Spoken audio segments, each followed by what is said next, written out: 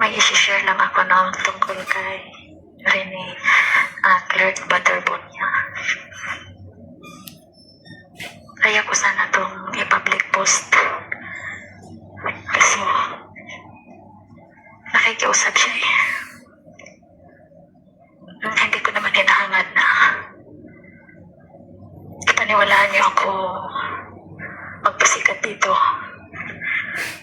Kasi sa totoo lang, ako na nakakausap ko yung taong pumanaw na. Pero depende sa tao kung kakausapin niya ako. Pero siya ang kusang lumapit sa akin. Nagsaysay po siya tungkol dun sa nangyari niya sa Aurora. Unang-una, hindi po siya nalunod. Pangalawa,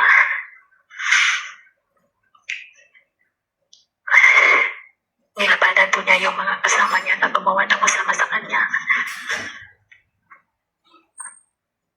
Kasi, ang sabi niya, gusto ko pang mamuhay eh, kasi may pangarap ako na dapat kong tuparin para sa